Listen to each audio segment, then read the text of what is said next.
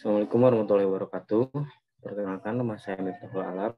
Di sini saya akan mempresentasikan tentang penelitian saya yang berjudul Komunikasi Ulama Menangani Rehabilitasi Penggunaan Narkoba, Studi Fenomenologi di Pondok Inabah, Suralaya. Konteks penelitiannya, yang pertama, rehabilitasi inabah, metode rehabilitasi yang dilakukan oleh ulama di Pondok Inabah, Suralaya. Lalu yang kedua, motif dan makna ulama menjadi pembina di Pondok Inabah, Suralaya. Lalu yang ketiga adalah komunikasi ulama dalam proses rehabilitasi, penggunaan komunikasi selama proses rehabilitasi. Lalu yang keempat, hal yang menarik untuk diteliti di sini adalah ulama yang menjadi pembina dalam proses rehabilitasi yang biasanya dilakukan oleh dokter spesialis atau psikolog.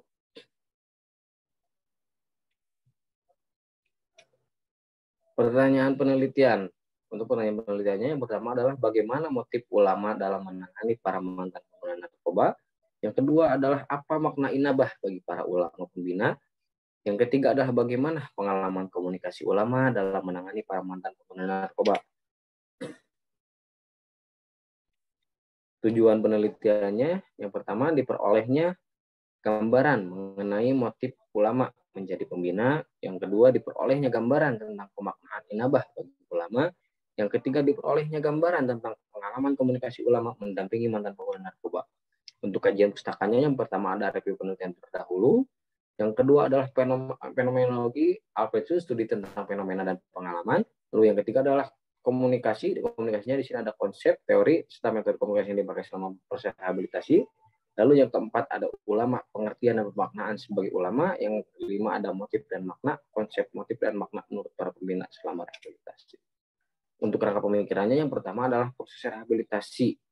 Proses rehabilitasi saya mencarinya menggunakan studi fenomenologi Alfred untuk mencari pengalaman komunikasi ulama dalam proses rehabilitasi, lalu makna inabah, lalu motif mengenai rehabilitasi. Untuk diperolehnya ragam pengalaman komunikasi, makna serta kategori motif, dan menggunakan teorinya adalah teori studi fenomenologi dari Alfred. Untuk metodologi penelitian, yang pertama paradigma penelitiannya adalah paradigma konstruksivis. Lalu untuk metode penelitian menggunakan pendekatan fenomenologi Alfred Schutz. Untuk pengumpulan datanya yang pertama ada wawancara, dokumentasi, dan observasi. Untuk teknik analisis datanya adalah triangulasi data dengan menggunakan triangulasi sumber. Dari hasil penelitiannya didapat yang pertama adalah motif. Motif di sini dikategorikan menjadi beberapa.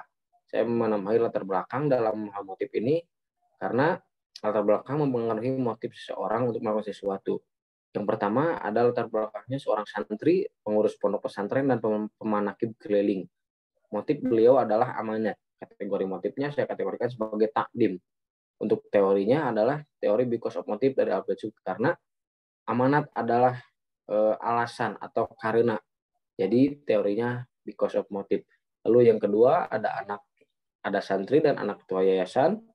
Motif beliau adalah mencari pengalaman, saya kategorikan sebagai pengetahuan, karena mencari pengalaman adalah mencari pengalaman baru, mencari pengetahuan baru, dan teorinya adalah in order to motive atau motif tujuan. Lalu yang ketiga ada santri, tidak punya keahlian lain dan hanya lulusan SMP.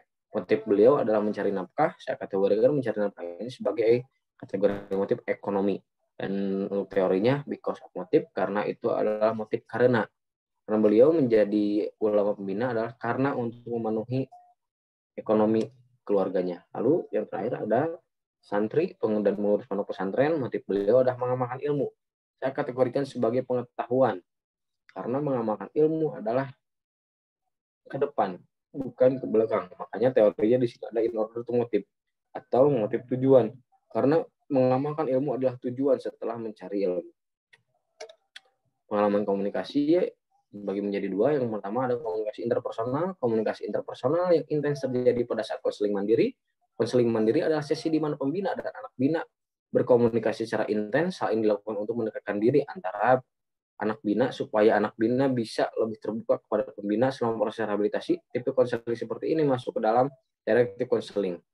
Lalu yang kedua ada komunikasi kelompok. Komunikasi kelompok terjadi pada saat konseling kelompok. Konseling kelompok adalah kegiatan untuk mengetahui keluhan serta masukan dari para anak bina baik bagi pembina atau bagi sesama anak bina. Tipe konseling seperti ini masuk ke dalam jenis konseling directive konseling.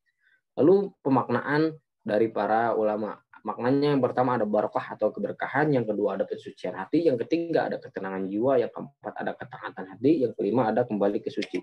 Untuk kesimpulannya, berdasarkan dari hasil penelitian mengenai fenomenologi ulama dalam membantu proses rehabilitasi di Pondok Indah Suralaya yang dilakukan menggunakan studi fenomenologi dari Albert Suh, peneliti mendapatkan kesimpulan bahwa motif yang mempengaruhi para ulama mengabdikan diri menjadi pembina ialah karena amanat ekonomi, mencari pengalaman, dan mengamalkan ilmu. Serta dari berbagai latar belakang dan pengalaman yang berbeda mempengaruhi tujuan dari para informan ke depannya. Ada yang hanya menjadikan Pondok Indah sebagai batu loncatan untuk meniti karir selanjutnya. Ada juga yang mengabdikan diri sepenuhnya di Pondok Indah selain mempengaruhi tujuan pengalaman dan motif. Para ulama pembina juga mempengaruhi pemaknaan mereka terhadap Inabah. Ada yang memaknai Inabah sebagai keberkahan, ketaatan hati, pensucian hati, kembali ke suci, dan ketenangan jiwa. Sekian, terima kasih. Assalamualaikum warahmatullahi wabarakatuh.